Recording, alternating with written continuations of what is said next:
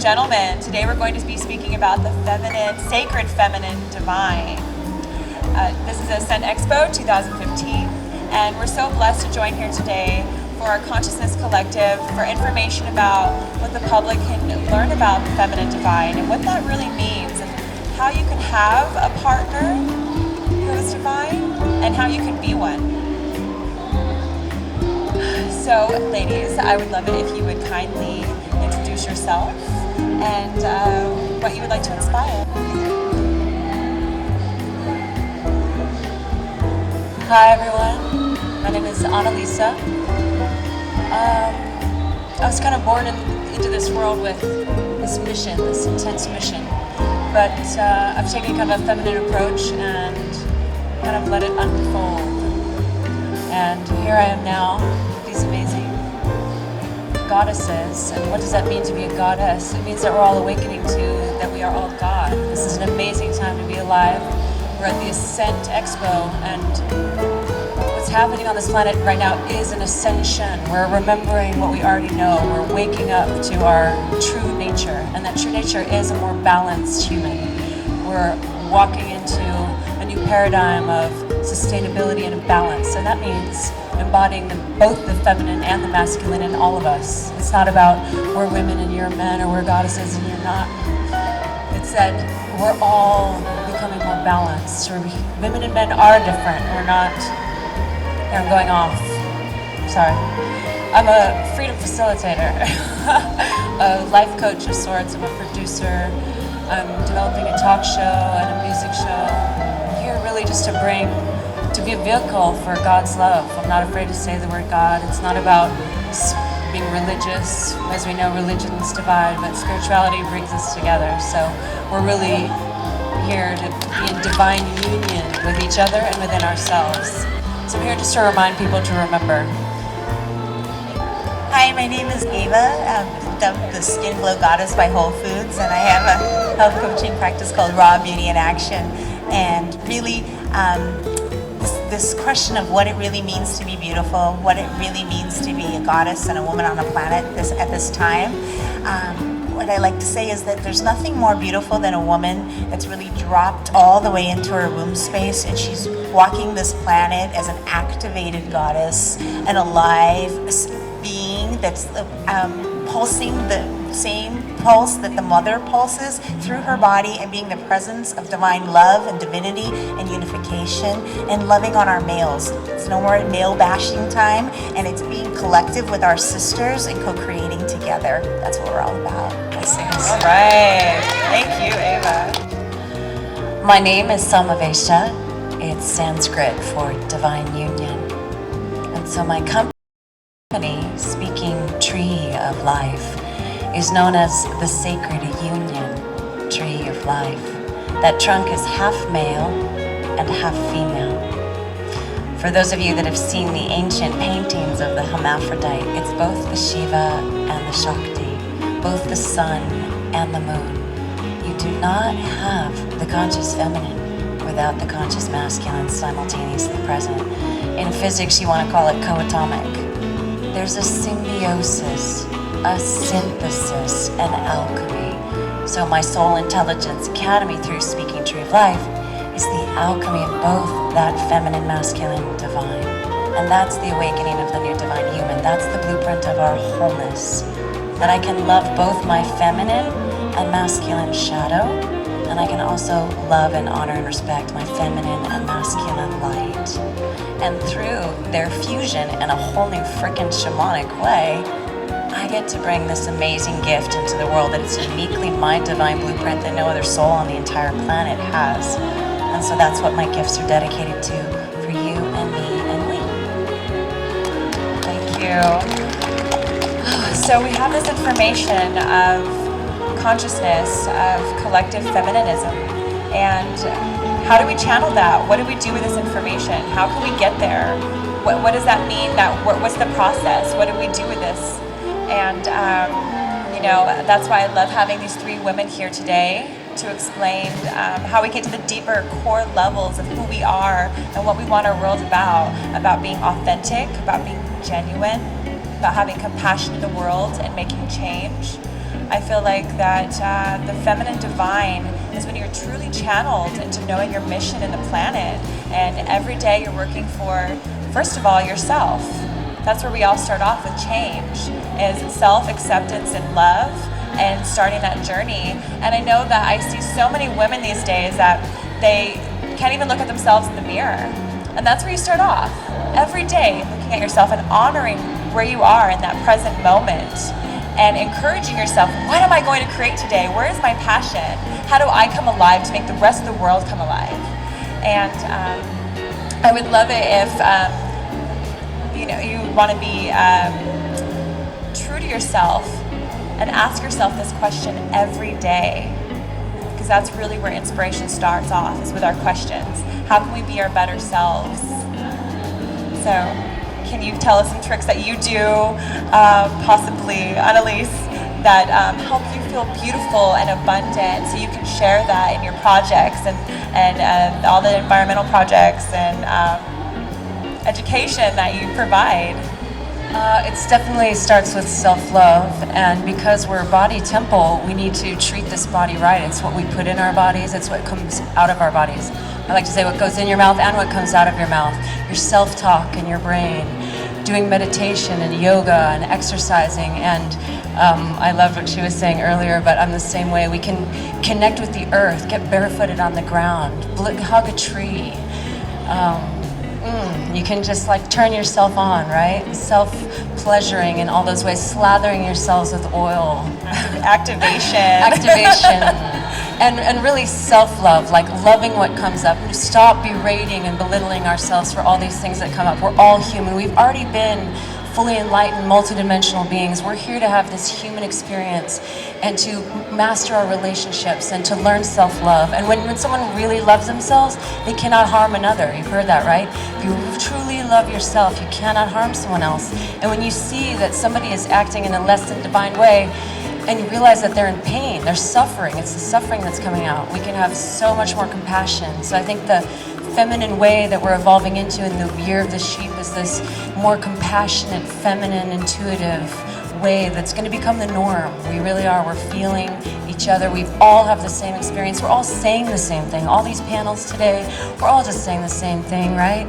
It's because we've awakened to this truth, this one feeling that's coursing through our veins, and we're connecting down into the earth and out to the universe and to our galactic family. And we're waking up to, whoa, the government's been lying this whole time. And it's become so obvious. It's become this wild science fiction movie, and we're all becoming mothers and stewards, mothers of the earth and mothers of each other. A mother who always has responsibility for his child and always has unconditional, abundant love. Filling ourselves with the God, with that source, with that love, so that we're fully empowered and can just overflow that love, right? Filling yourself first, pleasuring yourself first, knowing what makes you orgasm in all ways, physically, mentally, emotionally, so that you can take care of yourself and have your boundaries, and everything else is a bonus. You can pour that love on everyone. There's enough love for the entire world. There's enough love for the entire universe right in your own little heart. So it's all about not just living from the heart, where we're going from the brain to the heart, but mastering our minds and having full vigilance with our thoughts, so we're fully aware in every present moment, because every moment is making a choice, right? We're creating the future with every thought that we're thinking right now, and obviously every action that we take. So it's time to take action. There's so many things we can do. We have way more power than we possibly think. The divine feminine is a goddess. She's fierce, and at the same time, she wants to be just like manhandled by her lover, by her man. This is about empowering the masculine to be like, yeah, strong. We're different. We have both these aspects in ourselves, and there's definitely some men that are much less wild than me, but I'm just here to be wild and free, so. Right, okay, so before we become wild and free, how do we get there? I would love to ask Ava. Okay, so I know Ava, the goddess glove, she has beautiful mantras that she just really encourages women. Can you please explain to us the different ways that women can channel that in the very beginning? You know, there's so many women that come from fear-based. Am I going to be good enough? Am I going to be beautiful enough? How do they find that within themselves? Well, I did have this experience. You know, I do a lot of mirror gazing. It's a very powerful act because I say that mirror gazing is a form of reflection, and how we begin our day and how we look at ourselves and the intentions and the way we're looking at ourselves. And if it's not of self-love, we're going to carry that with every individual we see, because everything is an experience of that reflection. And so as I was in my process of mirror gazing, I had this breakdown, and I saw in myself where I was like self-hate, and I had this story of I'm not enough. And I thought, oh my God. And I started bawling and bawling and bawling and saying, how could I have lied to myself like this? This is the most profound lie. And I think it's behind every essence of I'm not enough is the story of this. And it's like a cancer in our society, and it needs to be eradicated and changed and shape-shifted. And that's the most important thing, is if we're self-love vehicles, then that I'm not enough story is going to change in the collective through every story we tell, through every interaction we have with people. That wave effect will shift, and that is a big must for this new evolution in our heart-centered based thing, is the I love you factor for ourselves, and deep, deep, deep self-love. And to be in the presence of our divine self is to channel in the heavenly energies, take them down into the earth, and then be in the heart space, and in every moment say to yourself, I am. And what is that I am? I am divine love. I am the essence of divine love. And in every interaction and every reflection, if I am carrying my highest self on this planet, then we are shape-shifting the planet. If all of us are in our activated I am selves, this is what we're talking about, gods and goddesses. I am presence of the spark of the divine love. That's where it's at. So with that, I'm going to pass it over back to Jackie. Thank you. Oh, beautiful. You know, that really is the first place to start, is to recognizing where you are, what you're going to do with it, and why does anyone want to start this journey? Well, it's not going without, it's literally going within yourself. And if you have that appreciation, that connect to love, and the connect with yourself, you have so much more to give the world, and you'll really truly channel your purpose. Some people have nuanced jobs that they're meaningless, or friendships that really don't feel fulfilling. You're always questioning, is this real, or what's the purpose, or isn't there something better?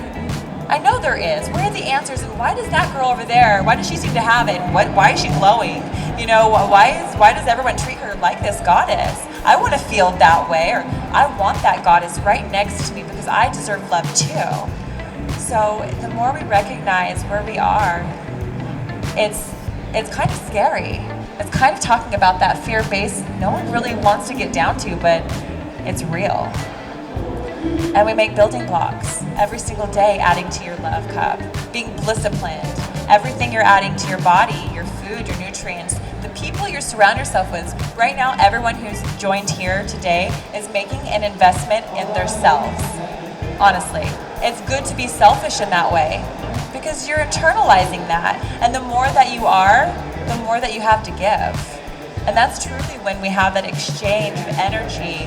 We end up securing our foundations, our environment. And the more we feel safe, the more we can be expressive, the more rights we have, the more love we have. So, Samavesha, please dig deep. I know you will. I know you're gonna put the roots in, and tell us that, you know, what is the goal? What happens to us if we literally decide to honor ourselves and to honor every person we come across in this world? Is it possible? And how do you suggest we do this? Well, I'm going to paraphrase the voice of the goddess across 1,000 ages. She says, surrender. And how much are you willing to surrender on your hero and heroine's journey? How many people knew that Star Wars was Star Wars because of Joseph Campbell? Yeah, they took the screenplay, and even though Joseph Campbell is a man, Joseph Campbell partnered with Maria Gumutas, who wrote The Language of the Goddess. And so you had a very, very evolved man that templated the hero's journey, those stages of transformation from I'm not enough to authentic self-love. And so the goddess or the divine mother of the heroine's journey, because we do have many heroines to draw from, says, surrender into my ecstasy. Now here's the catch. Each and every one of us, before we're born, we sign up for a particular challenge, because that's what makes the quest noble, the noble quest of our soul's design. And so the ecstasy that we experience in that humbling shedding of the old skins, again, snake medicine, right? You're gonna feel me as that shamanic molting presence. I will shed my skins again and again and again. And as I look in that mirror, I reevaluate, where am I holding a belief system about myself or another that's not based in divine truth? And yet, how could I be a resource for another human being if I didn't take the journey? So that I could be an authentic, direct expression of that transformation. That's the caterpillar into the butterfly. So there's the dissolution phase. And part of returning to that deep, deep, deep space of self-love is actually being willing to be dissolved. I mean, who knows about David Data? Okay, who knows about ego death? So the goddess says compassionate ego death. You know, we're gonna love ourselves as we drop those old identities, as we drop those old ways of thinking about ourselves or viewing or perceiving the world. The heart has the assemblage point, and the heart has a womb. And the heart is actually connected to the wisdom of the womb. So that ancient foundation of embodied love wasn't necessarily just through the heart. Guys, you have a hara, right? The Dantian, power center. And so this journey of introspection has got to take us all the way down into the belly. Because that's where it's all stored, right? And if we were in a deeper circle, I'd say, you know, go put your hands on each other's haras and wombs. But give yourself the gift the next time you come together with a friend. Give that friend a hug, but also be willing to touch this space inside of yourself.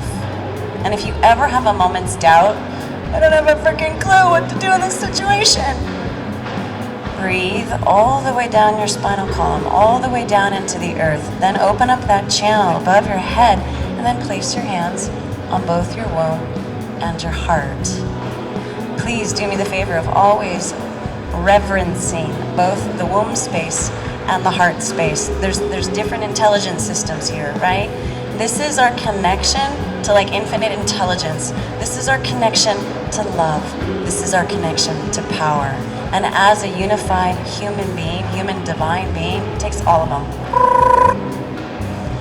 There's the journey, there's the map. Absolutely. Okay, so it's so beautiful. Thank you for this journey within. Okay, so I want to address this situation that I've noticed, and a lot of us women, we talk about all the time, is that we see these men, and they want to know what to do with us or how to get one of us. And, you know, and I feel like that's a legitimate question. How do you get a woman who, she's feeling rockin', she's solidified in who she is?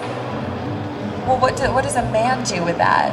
How can he have that love language to not only inspiring her, it's not just about that sexual identity and the desire of ownership to dominate something, especially something so beautiful and channeled.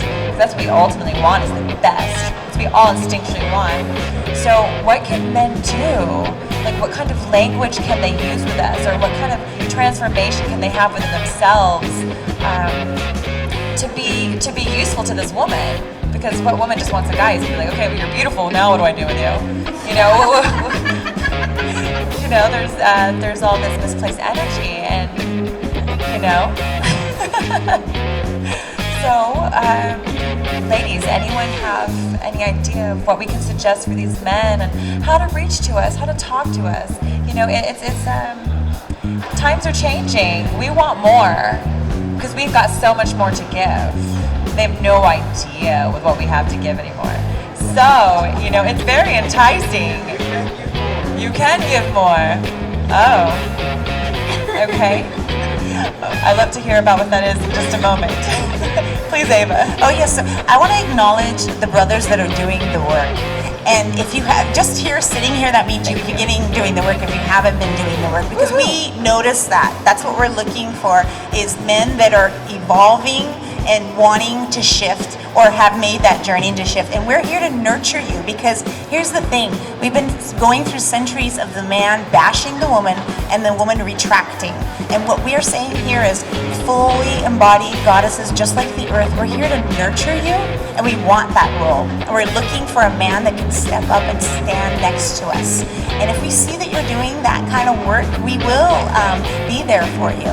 If you are going to be in a state of still objectifying, bashing, putting us in a box of some certain look or a certain body type, it's just not going to happen, because we feel that, because we're feeling all the way through now, through the womb.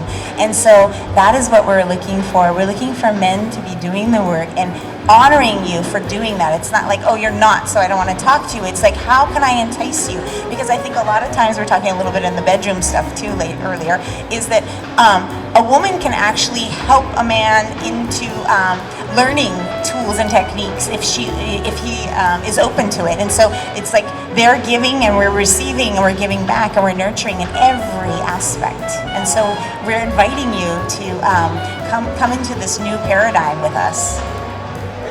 Woohoo! Thank you, Ava. Absolutely. And also about protection. You know, that's what ultimately we want to feel is protected. And you guys are built for protection. We know it. There's no joke. There's no debate about this. Feminine design is so we can compassionately and caringly take care of one another. That's what our roles are. And you know, through feministic evolution, we've tested that to see if women could just be that hard-driven, you know, linear equation. And honestly, we want our roles back. We want to take care and be loving and caressing, because that's ultimately what men want. So, you know, if you want beautiful women to come to you, be the protection, love them more than they even know their self-worth is. And they will open up too. We have to have the available space to do so. What else do you suggest? Just on top of those beautiful things, communication. Just know that we're all weird and wounded. There's nothing, if somebody loves you, there's nothing you can say that's going to stop them from loving you. It's always right, and be open to receive communication and constructive criticism, open to give it and receive it, so we're not afraid to tell our partners what we need, so that we can share our wounds. You can waste months and years of, like, you know, where you could have been having so much fun together exploring everything, but there's some kind of childhood wound that someone's embarrassed or ashamed of. It's like, it's time to get that out on the table. We have all been traumatized in some way on this planet. This is not an easy place to live. So if we can love ourselves, and by loving ourselves, we are ultimately loving everyone and loving each other. And for men, that means fully embodying your confidence, for both of us, for all men and women, to this possessive, jealous thing where it's totally irrational fears, you know, like, and that goes with becoming vigilant with your thoughts and having your irrational fear in your life in all your endeavors. Like, there's so many times that fear mechanism is triggered that can be avoided. So to be able to let women really shine and be juicy and flirt, because that's what we love to do. We were born to do that, and it's not threatening. Like, yeah. So just to be really clear and honest and open about your connection with each other, so nobody's afraid. And, you know, because we're here to overcome fear. One of the main things on this planet that we're here to do is overcome fear, and there's so much liberation in that. Oh, absolutely. Thank you. Okay, so why is this information so sacred? Because not everyone's always talking about it. It's still kind of taboo. Putting a woman on stage and having her stand up there and feel glorified in her beauty. People would say, oh, is she vain? Oh, who does she think she is? Well, when we change our mindset to saying, wow, she's powerful, she's making change, she's the example, let everyone follow her, let her be natural in her state of glory, and be a part of it too. Not segregate, not hate, not be upset because you're not her. Be her. And you know, when you were speaking about jealousy, it's absolutely true. There's kind of like this. I find it's in America. and in, you know, certain subcultures where women feel that they can be beautiful together, but when they're out in public, they have to tone it down. They can't be flirtatious because then people are going to think that, you know, she's promiscuous. And even if she is, that's her own right, as much as it's demands. So it's understanding that times are changing and we're all rising above, because it's time to unify. It's time to step into our own and to everyone be beautiful and have this opportunity to love one another. And then these men, then they have all the abundance of love and the beauty intact with it, which they desire so much. And I'd really like to hear if anyone has any questions out in the crowd. Could pass the mic. There's something I would like to address and ask your opinion on, is it seems like it's a very common thing for other women in their own insecurities to bash each other. And I feel in a way when we do that and we show that to other men around, it gives them that permission to therefore nitpick on the woman, just, you know, well, is she pretty enough? Is she blonde enough? Is she skinny enough? All of these things, because we as women looking for that man's attention, we're looking at that in each other. And I feel that this is a big problem that needs to be addressed in the feminist movement, so to speak, and so that we're not so nitpicking on each other and embrace each other more and show that to the world that we're not, you know, cat fighting here, that we can all embrace each other's beauty. Thank you. Number one attribute that is a titration elixir for that is courage. When a woman is truly in her power, when a woman or a man is truly in their life calling, their life's purpose, their dharma, that's all they really care about. There's no value in examining another and stating a comment that is less than honoring, less than reverent. So we got to look at the sacred wound. And this is the journeys that we take inside of the gender alchemy. Because the sisters somewhere gave up on themselves in their greatness. And the men have their version of this too, right? Selling out and not really fulfilling the mission. You know, this may sound radical, but you know, sometimes we've gone through lifetimes and we didn't really go the full distance. So guess what? This is the ascension timeline. This is it. The card is dialed, and this is our opportunity. So the healing of both the womb circles and the men's circles. So we have the sun lodge for the guys and the women's lodge for the women. And women can feel safe in re-examining where they've been harmful to themselves and harmful to each other because of this thing called competition. Second quality, courage, cooperation. The dudes are always fighting for the sexier gal, right? Trying to outdo each other rather than really focusing on the mission. What do you think the soul really cares about? Not what lady you got. What contribution did you make to life? That for me is the sexiest thing. You know, what turns me on in a man better than anything else is him living his destiny. What turns me on in friendship with the sisterhood is her living her passion play and her purpose and her divine calling, and knowing that, you know, a rising tide lifts all boats. You know, John F. Kennedy. So it's like when the women really get and the men really get that when we empower each other's true reason for being, it's just a heck of a lot pleasurable experience. But that takes humility, and the humility to re-examine the sacred wounds in community, like we've got here.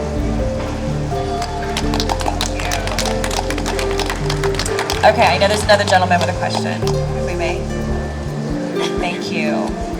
It truly says it's not a question, it's a comment. Hello, family. I love you all. Okay. Come on and join us. Thank you. Brave Thank soul. you, thank you. So, what I would like to tell you, who really am I? In this lifetime, I've died one more time and reborn again. mentally, physically, and overall, all the ways, whatever you know in this physical holographic reality. So, what I realize in these days, the same way you guys, we have to see the most powerful point in our lifetimes to understand and to answer the simple question: who you really are and what is the purpose of your life, that you have this physical body which calls human mechanism. What is it for? It is for the process for enlightenment of your soul. So when we are talking the harmonious process of the connection of the feminine and masculine side in this reality, it means something very powerful towards our ascension process. So we took a vow to incarnate, all of us. We took a vow to incarnate into this reality to bring higher vibrations, to love each other, to express each other unconditionally. Things like this you have to see technically. And to see technically, you have loved ones, in your lifetime, your family members, your kids. So what you do in general form, you have a five sense reality love perspective, which is not enough. It just, you are a parent or you're a loving person for somebody, but all of a sudden you can turn back. So what would you like to share with us?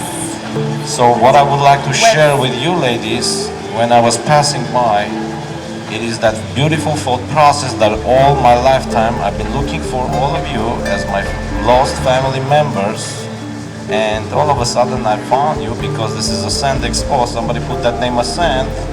Most of the people, they don't realize that they came so many people, so many different types of energies that, and what is the point of it? We are finding each other in these days. We are finding each other and we are harmonizing everything for all. And I love you all with my whole heart.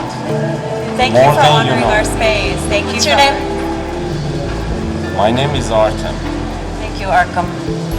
Yeah, it's definitely a critical time right now. It's about life and death. We either wake up to the feminine nature that's within us all and create a world that works for everyone, that's sustainable. There's enough water and food for everyone. We got to wake up to that reality and take responsibility that we've created this nightmare, because there's a war going on in our own heads.